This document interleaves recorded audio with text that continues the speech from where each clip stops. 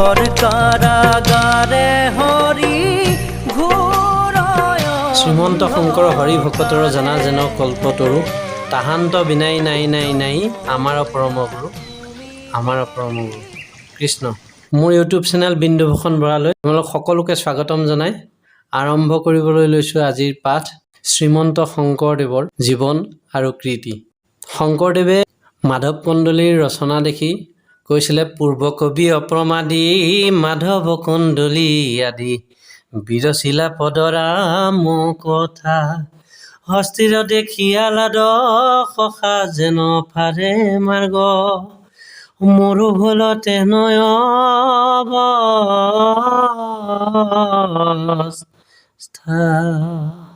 আজি অসমীয়া জাতিৰ প্ৰাণ প্ৰতিষ্ঠাতা, বিশিষ্ট নাট্যকাৰ, অনুবাদক, গীতিকাৰ, সুৰকাৰ, সমাজ সংস্কাৰক, মহাপুৰুষ শ্ৰীমন্ত শংকৰদেৱৰ জীৱন আৰু কৃতিৰ বিষয়ে প্ৰশ্নোত্তৰৰ মাধ্যমত মই আলোচনা কৰিবলৈ লৈ আজি মোৰো সেই অৱস্থা হৈছে, হস্তিৰ দেখিয়ালাদ সখা যেন ফাৰে মাৰ্গ, মোৰো ভৈলতে নয় অৱস্থা।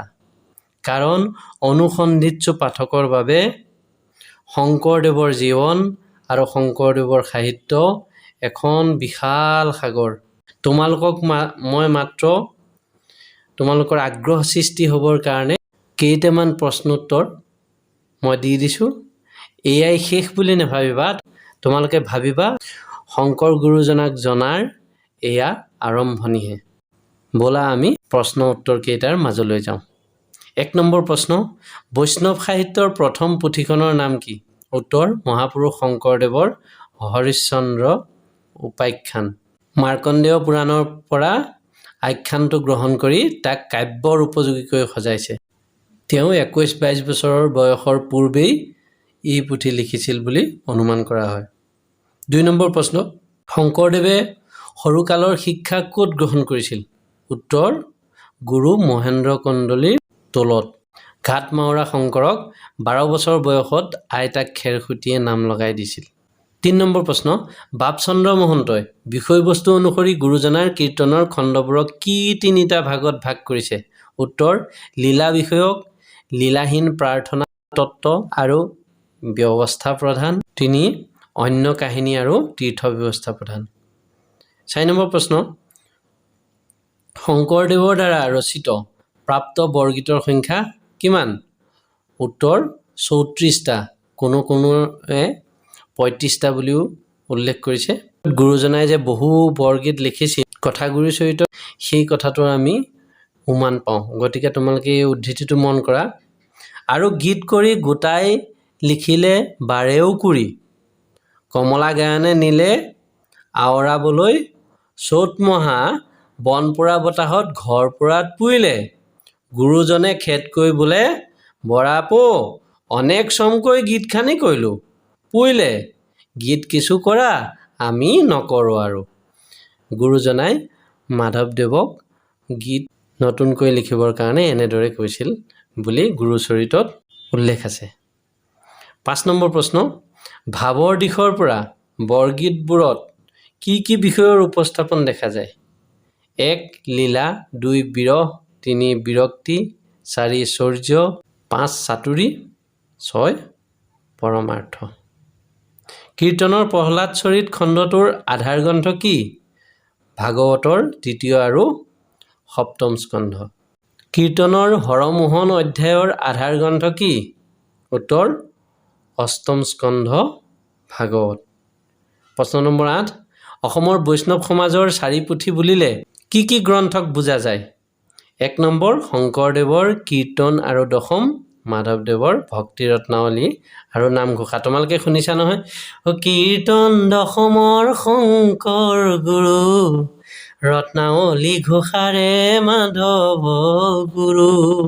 সেইটো মনত ৰাখিবা, কীৰ্তন দশমৰ শংকৰ গুৰু, ৰত্নাৱলী ঘোষাৰে মাধৱ গুৰু।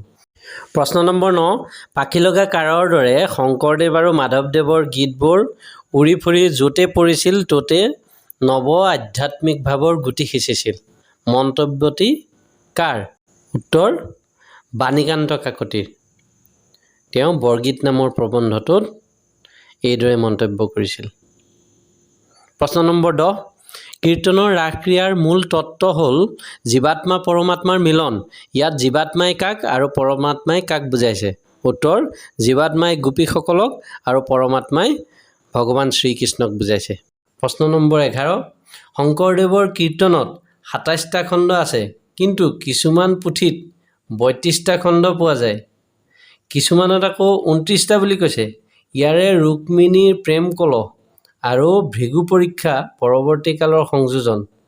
বাকী 3টা খণ্ডৰ নাম কি আৰু কাৰ ৰচনা? বাকী 3টা খণ্ডৰ নাম মাধৱদেৱৰ ধ্যান বৰ্ণন, ৰত্নাকৰ কণ্ডলীৰ সহস্ৰনাম বৃত্তান্ত আৰু শ্ৰীধৰ কণ্ডলীৰ ঘুনুচা কীৰ্তন। পৰৱৰ্তী প্ৰশ্ন, তেমনীয়া বন্ধে গ্ৰাম, বটদ্ৰৱা যাৰ নাম, লৌহিত্যৰ জল অনুকূল, ভৈলা সেহি গ্ৰামেশ্বৰ, যাৰ নাম ৰাজধৰ, কায়স্থ কুলৰ পদ্মফুল। শংকৰদেৱৰ বংশ পৰিচয় সূচক এই পদফাঁকি ক'ত আছে? ভাগৱতৰ 8ম স্কন্ধত আছে। শংকৰদেৱৰ দ্বাৰা ৰচিত কাব্য কেইখন আৰু কি কি? উত্তৰ, 6খন। 1. হৰিচন্দ্ৰ উপাখ্যান, 2. ৰুক্মিণী হৰণ কাব্য, 3. বলিচলন, 4. অমৃত মন্থন, 5. অজামিল উপাখ্যান আৰু 6. কুৰুক্ষেত্ৰ। এইবোৰ তোমালোকে সমীক্ষাত্মক ইতিবৃত্ত, অসমীয়া সাহিত্যৰ ৰূপৰেখা বা আমাৰ আবিলেকৰ পৰা ওলোৱা যিকেইটা সাহিত্যৰ বুৰঞ্জী আছে সংকলন, সেই সংকলনকেইটাত চাবা। তাত তোমালোকে এইবোৰ ধুনীয়াকৈ পাবা। মই খালি তোমালোকৰ পৰীক্ষাত যিবোৰ সাধাৰণতে আহি থাকে সেইবোৰ দিছোঁ। তোমালোকৰ কাৰণে এইবোৰ প্ৰস্তুত কৰোঁতে মোৰ যথেষ্টখিনি সময় বিনিয়োগ হয়। খৰচ বুলি নকওঁ, কাৰণ তোমালোকে ফল এটা পাইছা যিহেতু বা পাবা। গতিকে তোমালোকৰ প্ৰতিক্ৰিয়া প্ৰকাশ কৰিবা যে কেনে পাইছা। তেতিয়া তোমালোকৰ প্ৰতিক্ৰিয়া জানিলে মোৰ মনটো ভাল লাগিব বা উৎসাহ পাম তোমালোকৰ বাবে পৰৱৰ্তী পাঠ প্ৰস্তুত কৰিবলৈ। কাৰণ তোমালোকৰ বাবে এনেকুৱা এটা পাঠ প্ৰস্তুত কৰোঁতে বহুতখিনি শ্ৰম আৰু সময় জড়িত হৈ থাকে। গতিকে পাঠটো ভাল পালে লাইক কৰিবা, কমেণ্ট কৰিবা, শ্বেয়াৰ কৰিবা, কাষৰ ঘণ্টাটো বজাই দিবা আৰু কিবা সন্দেহ থাকিলে মোক জনাবা। শংকৰদেৱে কিমান শকত, কিমান বছৰ বয়সত প্ৰথম তীৰ্থভ্ৰমণলৈ গৈছিল? উত্তৰ, 1403 শকত, মানে তেওঁৰ তেতিয়া বয়স আছিল 32 বছৰ। প্ৰশ্ন নম্বৰ 15, শংকৰদেৱে মন মেৰি ৰাম চৰণেহি লাগু বৰগীতটি ক'ত ৰচনা কৰিছিল? উত্তৰ, বদৰিকাশ্ৰমত। তুলনীয় বিদ্যাপতিৰ পদাৱলী ৰাম চৰণ চিত লাগে। প্ৰশ্ন নম্বৰ 16, শংকৰদেৱে ৰামায়ণৰ কোনটো কাণ্ড অনুবাদ কৰিছিল? ক'ত থাকোঁতে কৰিছিল? উত্তৰ, উত্তৰাকাণ্ড ৰামায়ণ, মানে ৰামায়ণৰ শেষ কাণ্ডটো, উত্তৰ কাণ্ডটো তেওঁ অসমীয়ালৈ অনুবাদ কৰিছিল। পাটবাউসীত থাকোঁতে কৰিছিল। পদৰ সংখ্যা আছিল 762টা। দ্বাদশ স্কন্ধ ভাগৱত আৰু নিমি নৱসিদ্ধ সংবাদৰ ৰচনাৰ স্থানো আছিল পাটবাউসী। এইটো তোমালোকক অতিৰিক্ত তথ্য এটা ক'লোঁ। 17 নম্বৰ প্ৰশ্ন, গুৰুজনাৰ নাম প্ৰসংগৰ পুথি দুখনৰ নাম কি? উত্তৰ, কীৰ্তন আৰু গুণমালা। কীৰ্তনৰ আটাইকেইটা খণ্ডৰ মুঠ কীৰ্তনৰ সংখ্যা হ'ল 989টা। ৰচনাৰ ক্ৰম অনুসৰি নহয়, ৰামচৰণ ঠাকুৰৰ ব্যক্তিগত ৰুচিৰ আধাৰতহে কীৰ্তন সম্পাদিত আৰু বৰ্তমান সেই ৰূপেই প্ৰচলন হৈ আছে। গুণমালাৰ পদবোৰ কি চন্দত ৰচিত? সেই চন্দৰ স্ৰষ্টা কোন? উত্তৰ, কুসুমমালা চন্দত ৰচিত। সেই চন্দৰ স্ৰষ্টা হ'ল শংকৰদেৱ নিজে। কুসুমমালা চন্দত 4টা চৰণ থাকে আৰু প্ৰতিটো চৰণত 6টাকৈ অক্ষৰ থাকে। যেনে নমো নাৰায়ণ সংসাৰৰ কাৰণ জগত তাৰণ তোমাৰ চৰণ। সমস্ত যজ্ঞৰে ৰাজা যিটো ৰাজসুই, নামৰ সমান সিও কোটি ভাগে নুই। পদফাঁকি ভক্তি প্ৰদীপৰ কোনটো অধ্যায়ত আছে?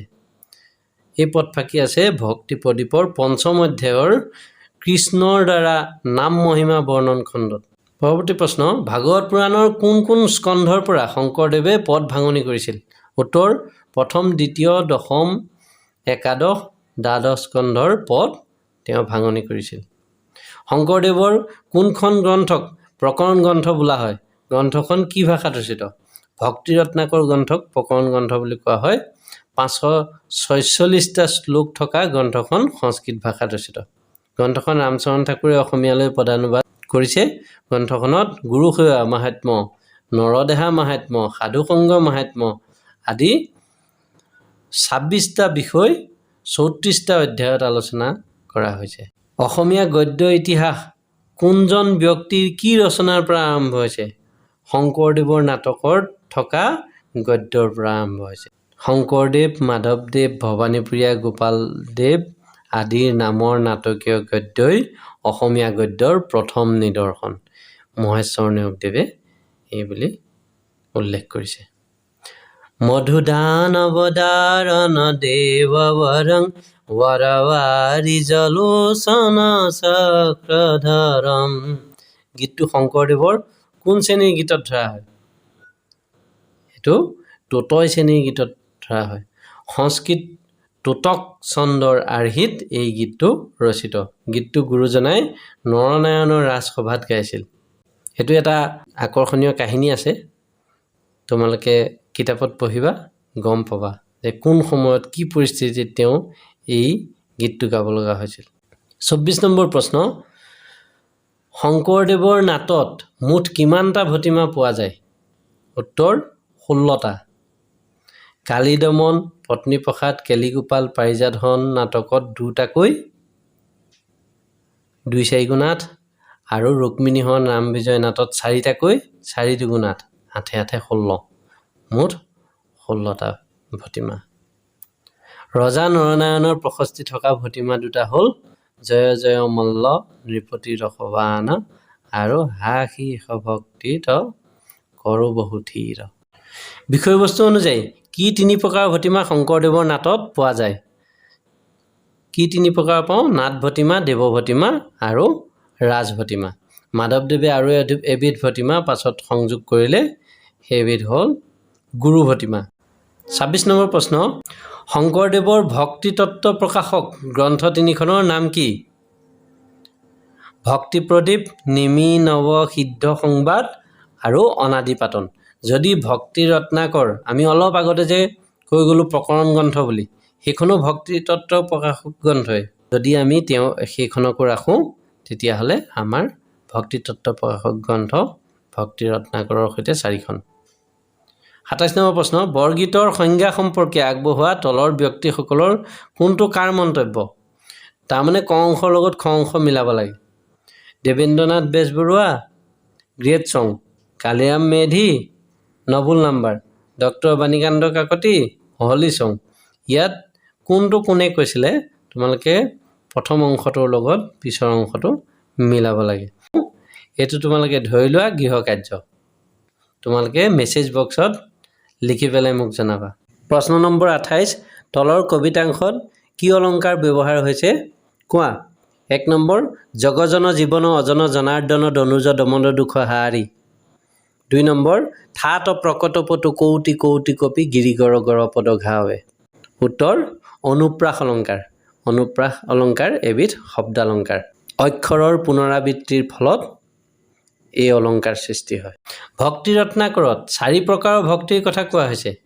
কি কি? উত্তম, অন্তৰংগা, নিৰ্গুণ আৰু সপ্ৰেম ভক্তি।